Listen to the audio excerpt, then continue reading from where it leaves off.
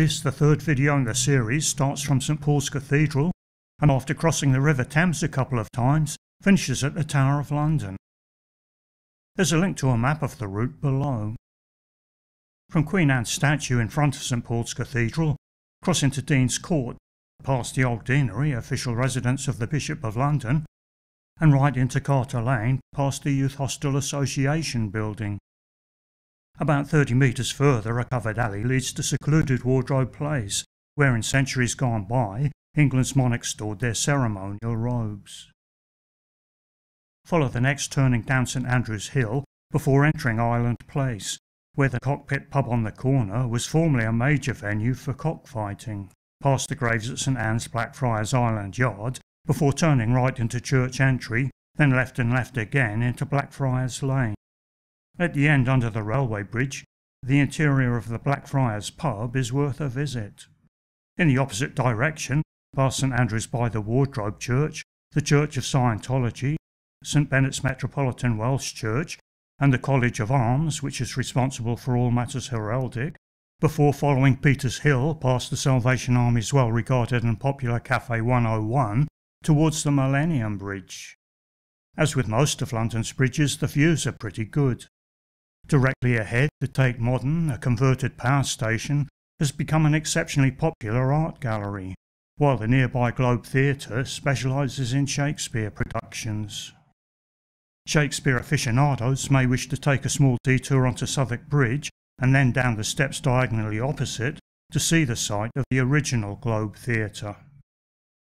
Follow the path alongside the river and under Southwark Bridge towards the Anchor Public House, from where Samuel Pepys watched the Great Fire of London and where Dr. Samuel Johnson was a regular. Slightly away from the river, the road beneath the railway passes Clink Prison, now a museum, and the remains of Winchester Palace, towards a reproduction of the Golden Hind, the surprisingly small vessel in which Sir Francis Drake and his crew circumnavigated the world. From here head inland to Southwark Cathedral, parts of which date from the 12th century. It's not particularly large, nor is it particularly important, but entry is free, although ignoring the donations box may lead to hell and damnation. Adjacent and mostly under railway arches, Borough Market has some interesting stalls, try the fudge, and quite a wide choice of places to eat. The steps at the end of the path behind the cathedral lead to the uninspiring London Bridge.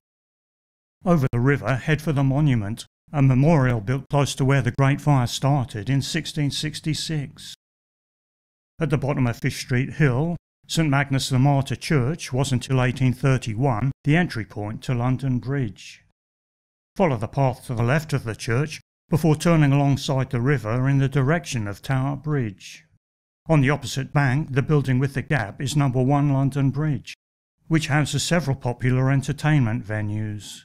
Behind it, adjacent to London Bridge Station, the Shard, a 95-storey high glass-clad pyramid, has an open-air viewing deck on the 72nd floor.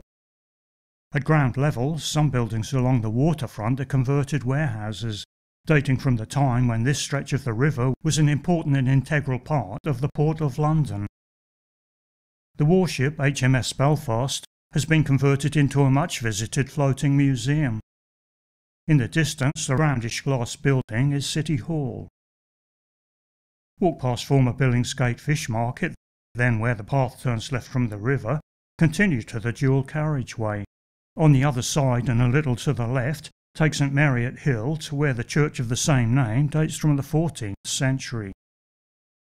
Opposite follow St Dunstan's Lane to the pleasant gardens of St Dunstan in the east, a church ruined by bombs during the Second World War. Returning to the dual carriageway, past All Hallows by the Tower, a church established in the year 675, still with a Saxon arch, and where John Quincy Adams, 6th President of the United States of America, was married. The Tower of London, where it's easy to spend half a day engrossed in history, is a short downhill walk away. Detour across the iconic Tower Bridge to enjoy the river views. It opens about 1,000 times each year. The timetable is posted online. On the far bank, Butler's Wharf and Shad Thames, once part of London Stockland, have been converted into a sought-after residential area, which also houses several well-patronised restaurants. The next stage of this walking tour of London starts at the Tower of London, passes the Walkie-Talkie, Leadenhall Market and a Lloyd's building, before finishing at the Bank of England. Click the link to watch the video.